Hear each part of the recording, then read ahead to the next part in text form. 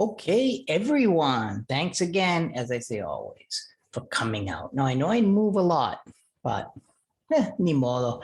It can be distracting. But I don't have to watch these, so it doesn't matter to me.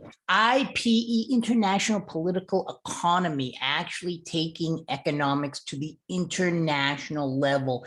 It is so important, from tariffs to NAFTA, that is the North Atlantic Free Trade Agreement, to just a broad range of issues. I mean, did we get into the Iraq War for security reasons or economic reasons? That's what we're going to be talking about in this short video.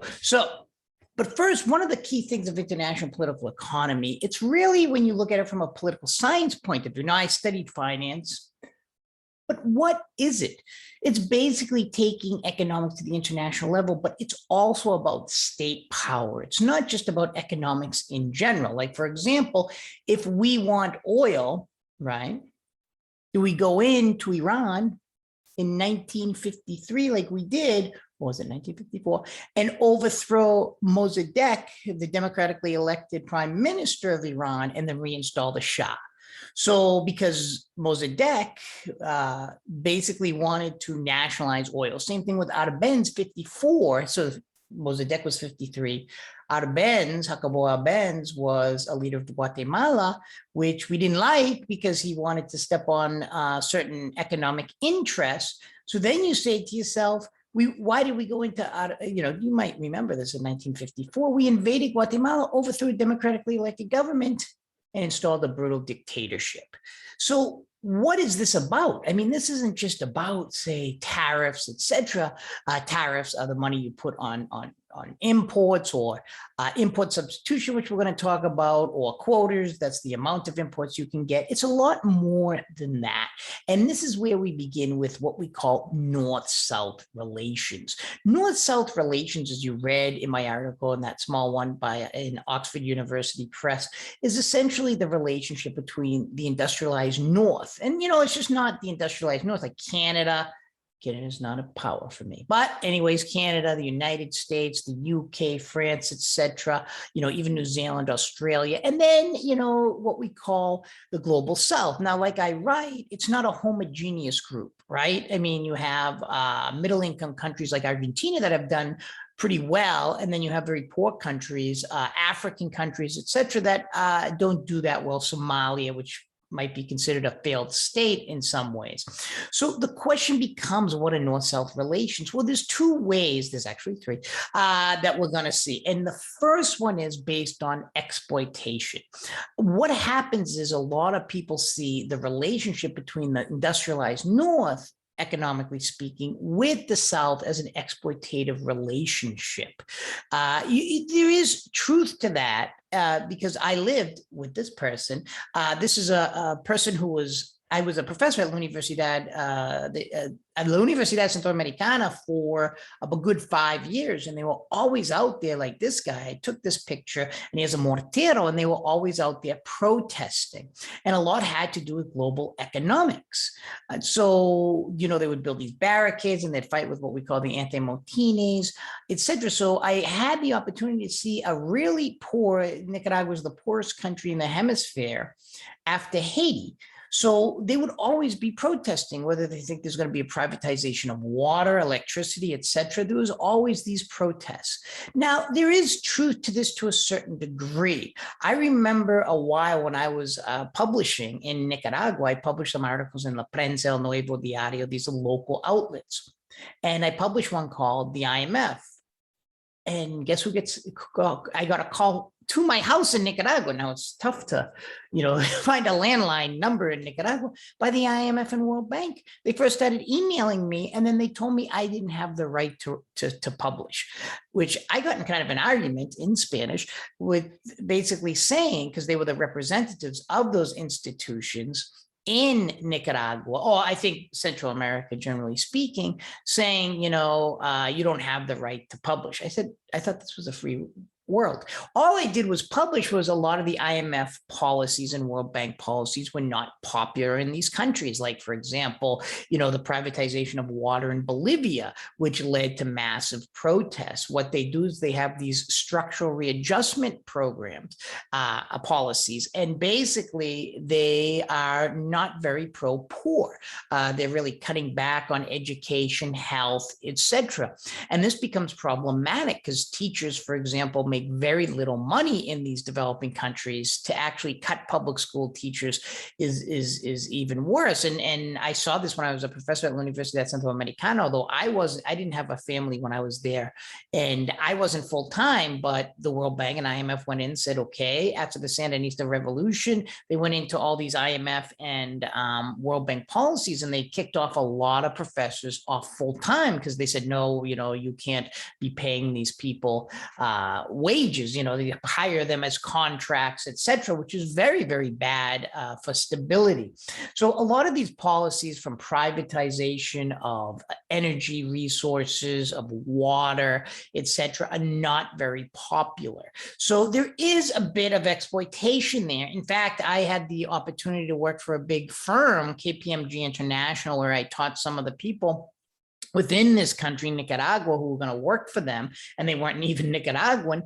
And what happens is that they privatize a lot of these companies in these developing countries, and the bigger countries, and I'm not just saying the United States, Mexico went in, Carlos Slim, to buy up things and stuff like that. He's the richest person in Mexico, possibly one of the richest person in the world. Very scurrilous in a lot of ways that I witnessed firsthand. And these companies go in and just buy everything up, and leaving very little for the people. So a lot of these policies are not popular. And in fact, they do have the tendency to be authoritarian. I mean, I couldn't believe someone would actually write to me in a free world and say, oh, by the way, you can't even publish an article in the prensa, which you can still get. It's called FMA, because that's in Spanish, the Fondo Monetario Internacional. So when I lived there, I obviously was speaking Spanish.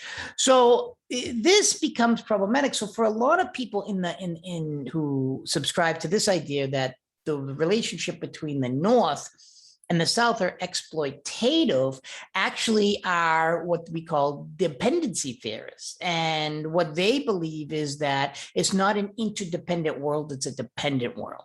So what happens is, in these mechanisms, is these countries, the poorer countries like a Nicaragua, like a Guatemala, et cetera, become dependent on the North, which is very powerful.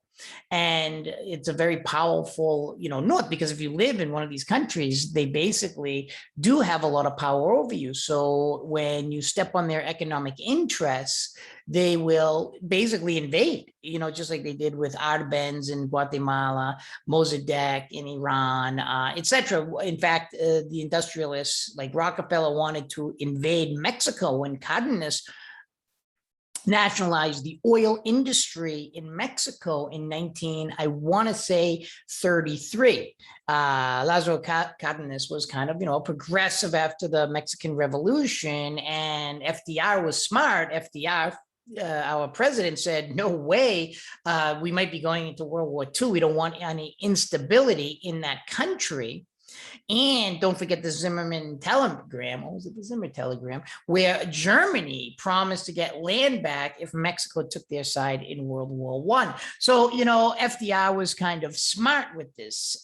He resisted the temptation to intervene in Mexican politics. And it would have been a mess because Mexico is a more developed, thicker nation. It would be difficult to go back into Mexico. I mean, don't forget, we did, if you're from the United States, there was a Mexican-American War, which Mexico did lose a good amount of its land. Some people say even half its land. So there is this power structure. And for dependency theorists, their argument is that you need to break with the North and do what we call import substitution. Import substitution is you put quotas and tariffs against the imports coming into your country, so you're able to industrialize. So instead of getting shirts and tables from the United States, this was a while ago, there would be quotas and tariffs against these products to industrialize your own country. And don't forget, this isn't radical. The United States of America used these policies when we were developing. I'm from Massachusetts. That was the first factory lull in the United States of America.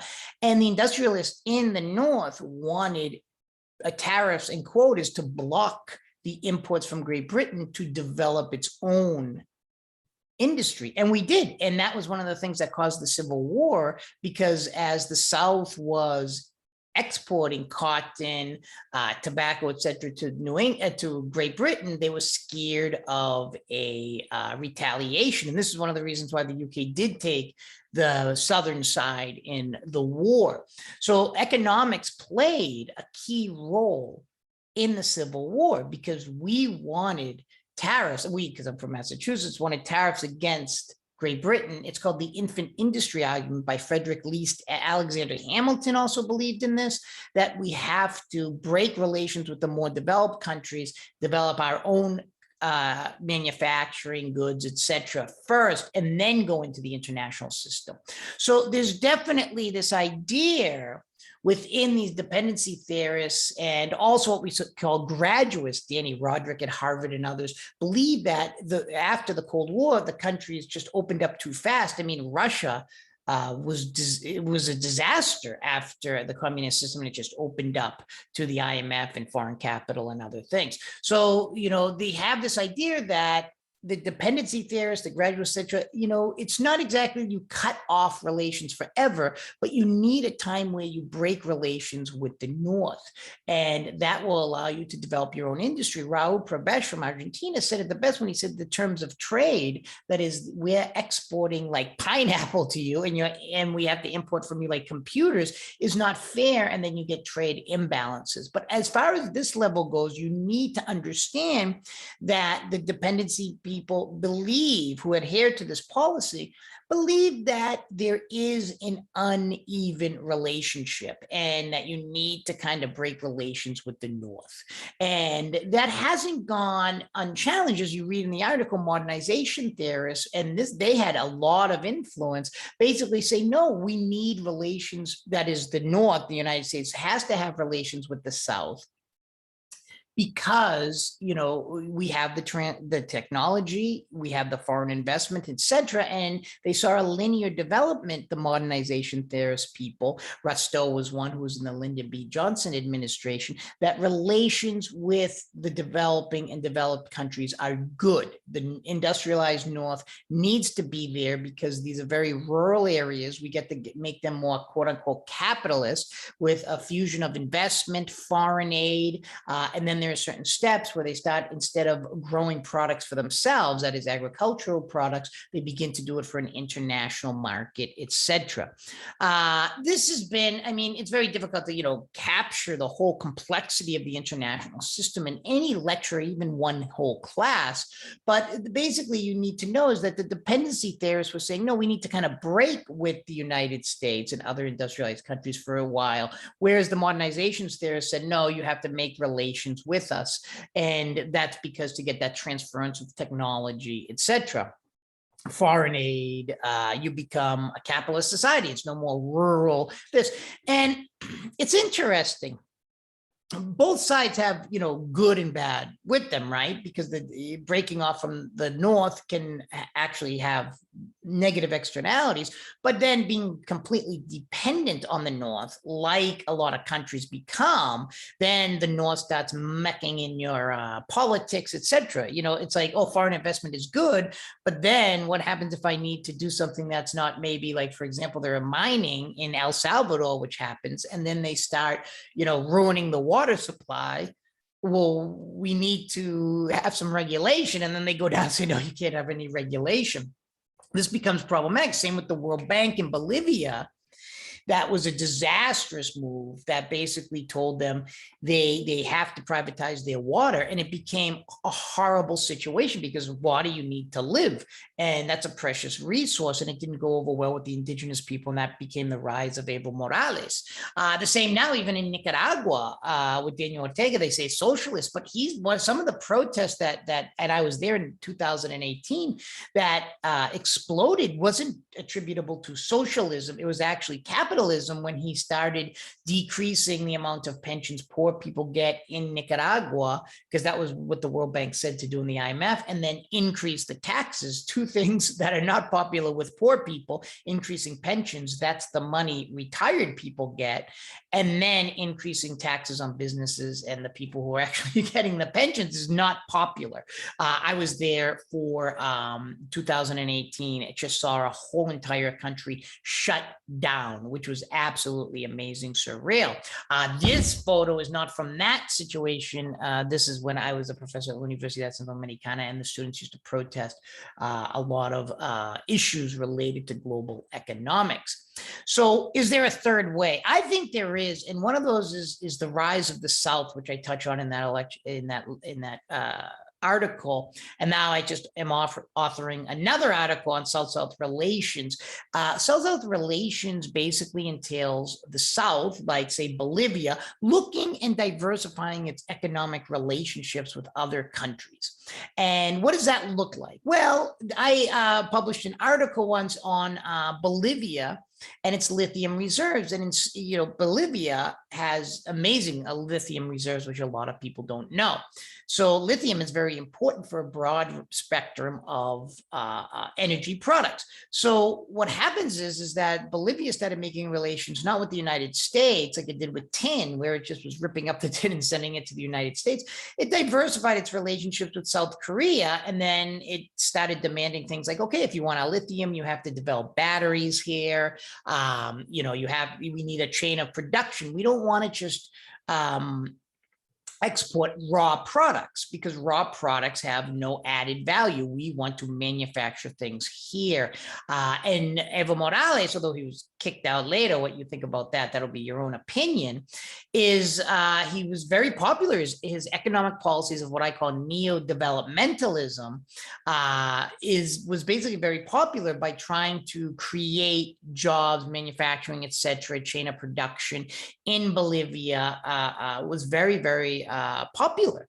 Even when I was in Argentina, and the people from Argentina do not have a great respect for Bolivia, not many countries in South America do, was shocked at how good the economy was. In fact, even though Evo Morales was kicked out, now whether you think the United States was involved, wasn't involved, etc., that's not what's important. His economic advisor has been elected to president. So you see that something was going right when your economic advisor, sure, they're tired of you because Evo Morales was running and running and running, and this becomes problematic. This is what's going on in Nicaragua now with Daniel Ortega running for a fourth term. These people think they want to be president for life. And the right wing does this too. They had happened in Paraguay. Uribe wanted to run again. Honduras, we have a guy that's changed the constitution. So this becomes problematic, but at the same time, although Evo Morales was kicked out, his policies were actually popular and his economic advisor won the presidency. So what can we take away from this at this level of IPE? IPE is an interesting area of study, right? So it's basically taking economics, but it has a certain power element to it internationally speaking. Right. So the dependency theorists basically saying there's real policy prescription here that you need to cut relations with the industrialized North because it's too exploitative. Right. There's good and bad for that. Import substitution helped some countries industrialize, Brazil, Mexico, even El Salvador, etc. But it begins to peter out later. And then modernization theorists just open up to whatever the North wants to do. That can be problematic because then there is an exploitative element to North-South relations. And it's not just North and South. I mean, I think like entities are exploitative when it's in their interest. I mean, Vietnam invaded Cambodia. Chile took Bolivian land, right? And now Bolivia is a landlocked country.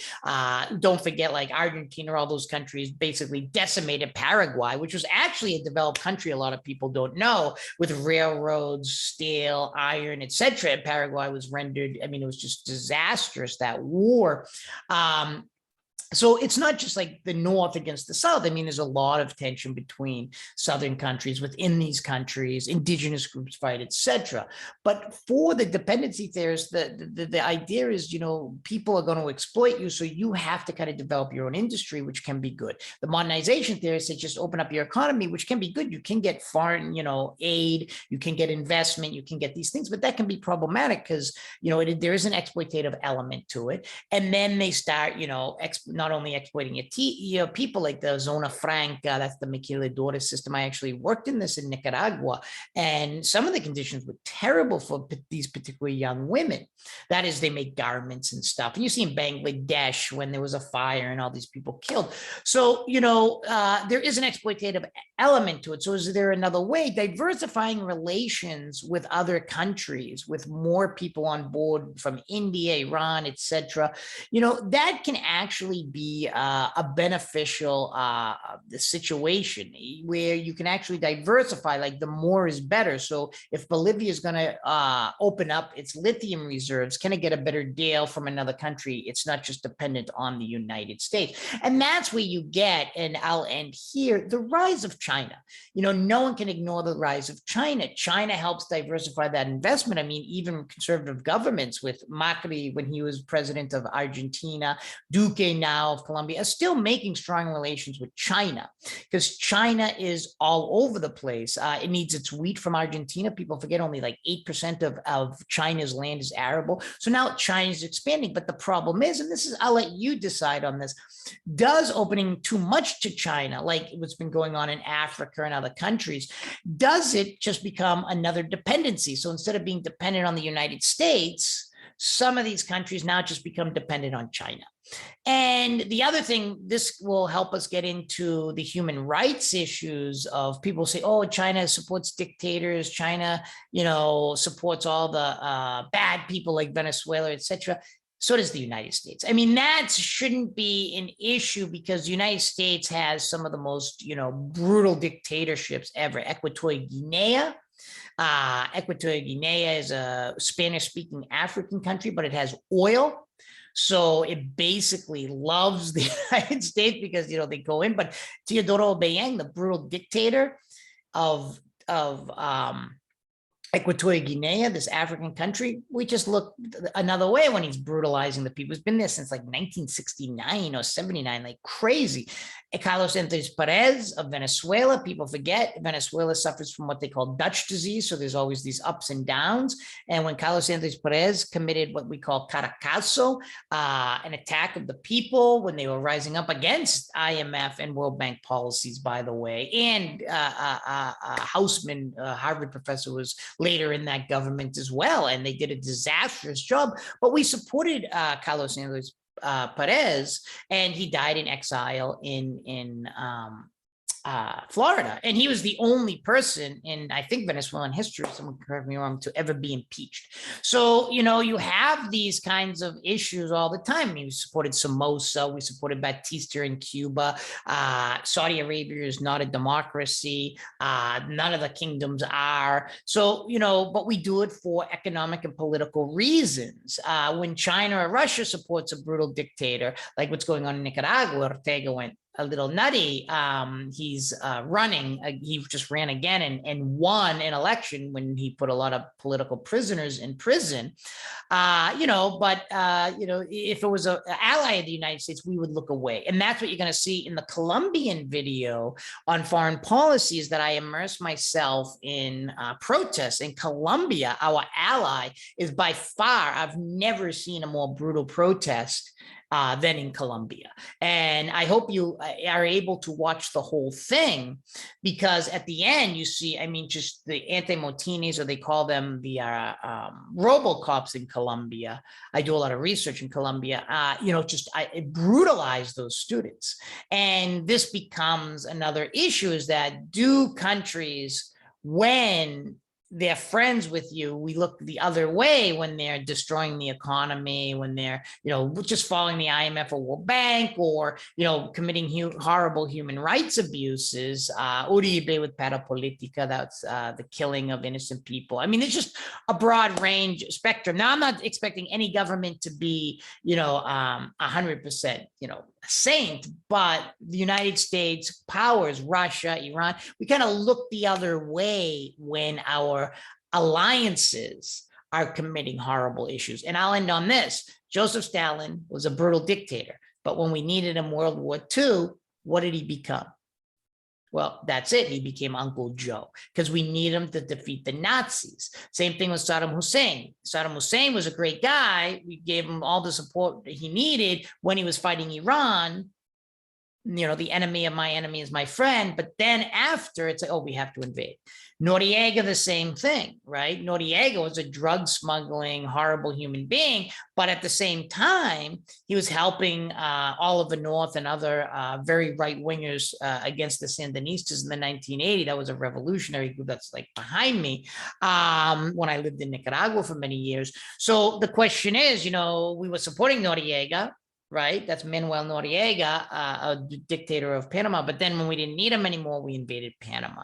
So, this gets us into foreign policy, and that's why the two are kind of together. To what extent does the global economic world, the IMF, World Bank, et cetera, create stabilities? Are there other policies, dependency theory, modernization theory, what we call world-class systems? That's when transnational classes, that's like when the rich of a small country make relations with the richer or regular people of a richer country. So like people who come to the United States from Nicaragua, Venezuela, Ecuador, and all these countries have the tendency, not all, to be from the wealthier class, because the poor people can't get visas and other things, so they're not representative of these countries. And that's Emmanuel Wallerstein that really got into that whole world system of approach to see the world. But the question for me, in addition to transnational class coalitions, what policies should we have in the international system, right? So,